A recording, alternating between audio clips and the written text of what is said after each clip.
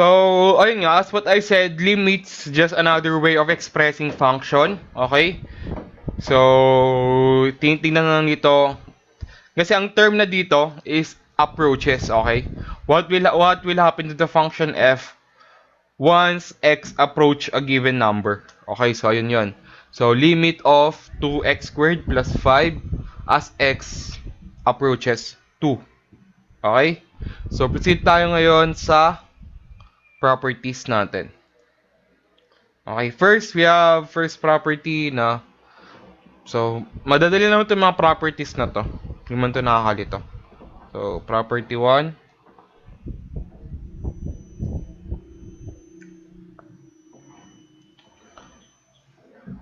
1. Yan. Find the limit of x as x approaches to a. Of course, dahil constant yan, di ba? So, ganyan, ilan mangyari sa equation mo eh. So, substitute mo lang yung a, di ba?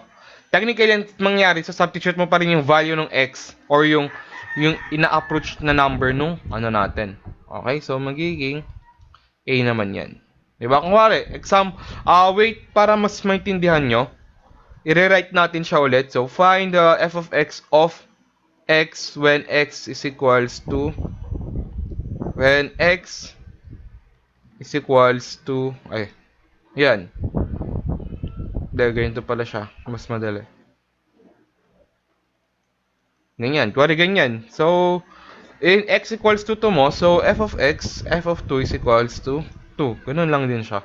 Okay, so properties lang naman yan. Parang ano lang siya, identity properties. Okay, next, property number 2. To constant property naman to. Find the limit of c as x approaches to a. So technically, wala namang mangyayari sa equation natin kasi wala naman tayong pagpapalitan nung x natin. So c pa din 'yan. Okay? So last but not the least, actually parehas lang din naman to. So property 3. Find the limit of c and limit of f of x as x chess to a. So ayan, pinakatanong dito transitive property lang naman siya. Okay? So ayun, transitive property lang naman to. Ay hindi, iba pala to. Sorry.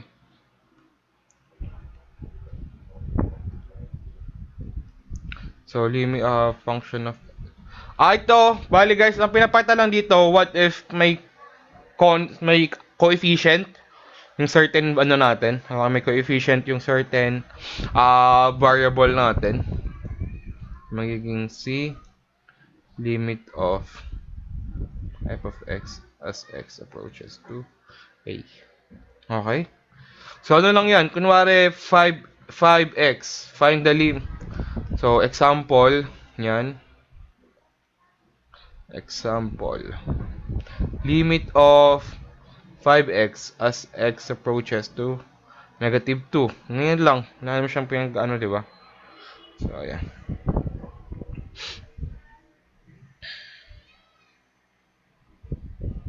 Di ba? So, ano mo lang. So, ganun lang din. Actually, pinaarte lang yan. Okay? Next property. Property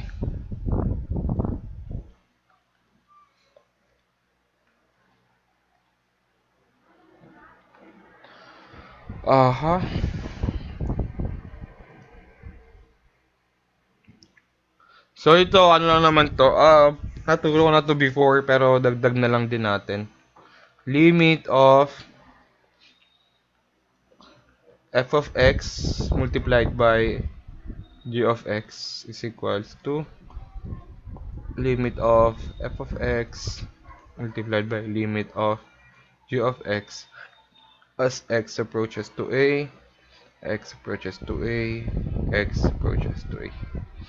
Okay? So sinasabi dito, Kayo bahala kung anong plano, kung anong unang yung gagawin, kung either iaano nyo or hindi. Pero technically, the same lang naman yan. Okay? So, ganun din sa ano, sa tawag doon, sum and difference of limits. Ganun din naman siya. Okay, so property number 5. Sum and difference naman to. Limit of f of x plus minus limit of g of x is equals to limit of f of x plus minus limit of g of x. So x approaches to a, x approaches to a. Okay? And lastly, teka, dami pa pala. Sorry, ganun lang din naman. Pare-pares lang. So, last natin dito is property number 6. For ano naman to? For division naman. So, limit of f of x over g of x as x approaches to a is equals to. So, pinapakita dito, either way, pwedeng yung equate agad. Pwedeng yung i-substitute, pwedeng nyo nang i-substitute yung a agad or pwedeng i-equate nyo muna. Pero, ang may catch to. Okay, may catch to ano na to. So, x a all over limit of g of x. So, ito, pwedeng yung gawin tong property number 6 as long as yung denominator natin or g of x is not equal to 0. Okay? Allowable tong property number 6 as long as g of x natin is equals to 0. Kasi as what I said before, any number divided by 0 is equals to undefined or indeterminate. Okay? So, let's try solve natin. So, mostly ang bibigay ko naman dito is puro properties of tong property number 6. Okay, so hanggat maaari, naalala nyo pa rin yung mga special factors ninyo kasi papasok pa din yun dito. Example, okay, let's say we have this example.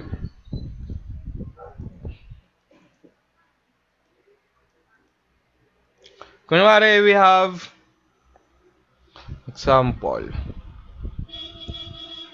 Kunwari, we have this limit of x squared minus 9 over x squared minus 3 as x approaches to 3.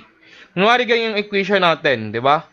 So, as what I said in the first place, kunwari, direct substitution lang siya. Okay? Kunwari, direct substitution lang yung value ng x natin, which is naman yung ginagawa sa limit. Okay? Although sinasabing approaches, pero same lang yun. Okay? So, try natin i-substitute agad yung 3 sa x. So, magiging 3 squared minus 9 over 3 minus 3. Magiging 9 minus 9 over 3 minus 3. And then lastly, 0 over 0. Eh, ang iniiwasan natin sa mga ganitong equation, guys, is mag 0 over 0. Unless it does not exist. Okay? Once na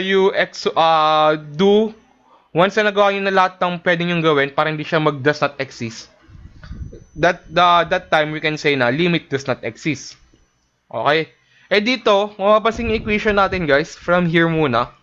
Mapapansin nyo sa part na to, factorable siya. Okay? What do I mean with factorable? Di ba, na-discuss kami sa inyo yung special products natin. So, itong x squared plus 9, magiging x plus 3, x minus 3. Okay? All over x minus 3. So, cancel out to. Matitira sa atin is x plus 3. So, find the limit of x plus 3 as x approaches to 3. Okay?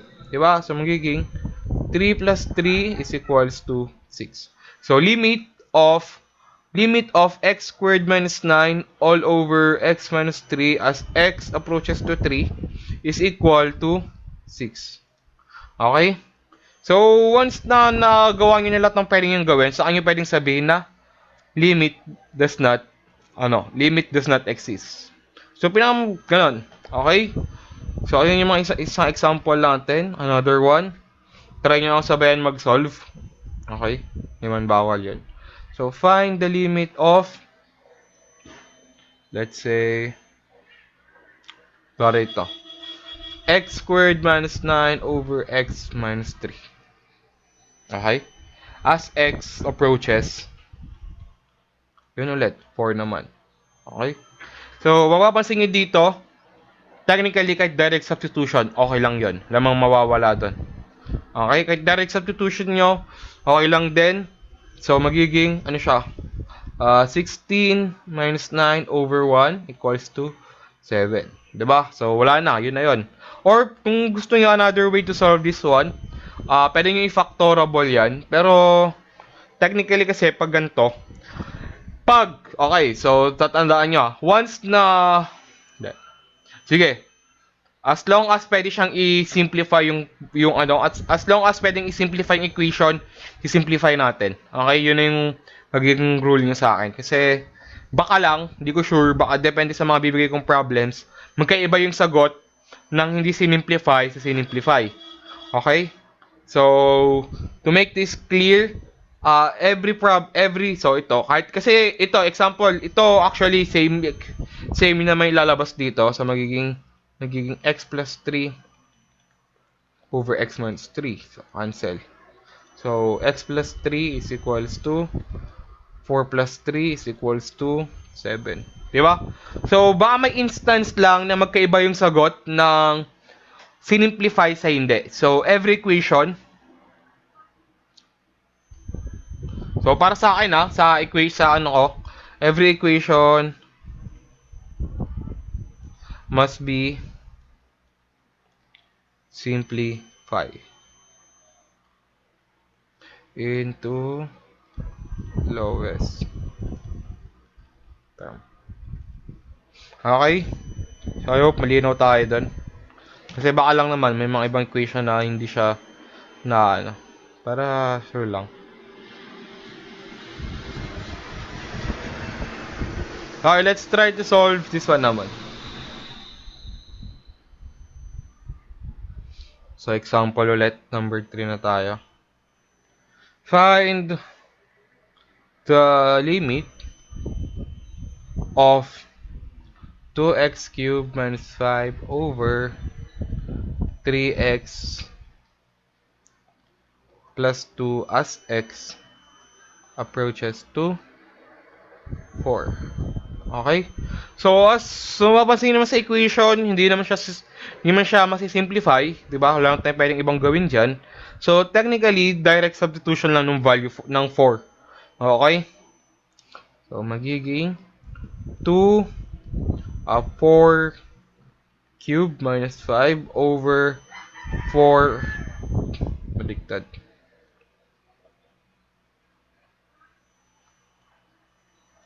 Plus 2. Okay? So, 2 times 64 minus 5 over 12 plus 2 equals to 128 minus 5 over 14 is equals to 123 over 40. Okay, yun na yung final answer natin sa number 3. Okay? So, ayan. Next tayo. Nagigets nyo na yung process, no? Medyo madali lang naman to. Okay, so hindi kayo mahihirapan. Dapat. So, another example tayo. Sir? Wait! So, next tayo. Find the limit of x squared minus 1 as x squared minus 1 x squared plus 3x minus 4 as x approaches to 1. Okay, so ayan. Find the limit of x squared minus 1 over x squared plus 3x minus 4 as x approaches to 1. So, try natin substitute agad yung value ng x. Okay, so magiging 1 squared over 1 squared plus 3, 1 minus 4. Okay, so yun ang equation natin. So, magiging 1 minus 1 over 1 plus 3 minus 4. Mapapansin nyo guys, kung mapapansin yung equation, mag-i-equate yan into 0 over 0. Pero, okay, so try natin, baka naman hindi siya does not exist. So first, first look sa problem, it looks like DNE, okay? Or does not exist. Pero try natin siya ngayon i-equate or i-simplify kung nasi-simplify ba siya. Kung hindi, edi ano yung final answer natin, di ba? So let's factor natin both numerator and denominator. So magiging x plus 1, x minus 1 over this one magiging x plus 4, x minus 1. Okay? So ayan na siya, di ba? Medyo nagkakaroon ng liwanag. So yung equation natin from x squared minus 1 over x squared plus 3x minus 4, na-simplify natin siya into x plus 1 over x plus 4. Okay, so yun na yung magiging bagong equation natin. So, substitute lang yung 1. So, 1 plus 1 over 1 plus 4 equals to 2 over 5. So, the limit of x squared minus 1 over x squared plus 3x minus 4 as x approaches to 1 is equals to 2 over 5. Okay? Gets. Next tayo. So, ayan. Last problem. So, next tayo. So, ito. Find the limit of 1 over x minus 2 minus 4 over x squared minus 4 as x approaches to 2. Okay? Wala yan yung equation na meron tayo. Okay? So, try natin ilagay agad yung value ng x. Okay, so magiging 1 over 2 minus 2 minus 4 over 4 minus 4, diba? Magiging 1 over 0 minus 4 over 0. Negative 3 over 0. Technically, magiging ano siya, diba? Magiging undefined or does not exist. Pero try natin ulit simplify yung buong equation na meron tayo. Okay, so paano siya i-simplify ngayon? Siyempre, pag magkaiba yung denominator, kunin natin yung least common denominator nila. Which is, ang least common denominator nila ay x squared minus 4. Yan na yun. Yan na yung least common denominator nila. So, magiging, ano to? X squared minus 4, x plus 2 minus 4. Yan ang equation natin. Okay? So, technically, kahit anong gawin natin pala sa equation na to, kahit lang natin. So, magiging, substitute lang natin yung value ng 2. So, 2 plus 2 minus 4 over 4 minus 4. Okay, so magiging 0 over 0. So, technically, so ayan, example niyan. Kahit sinimplify na natin yung given equation, guys, di ba? Kahit inayos na natin yung equation, ang labas pa din ay limit does not exist. Okay? So, ayun yung magiging. So, final answer for number 5, the limit of 1 over x minus 2 minus 4 over x squared minus 4 as x approaches to 2 does not exist. Okay? So, that's all for this session. Mamaya, may separate topic ulit tayo.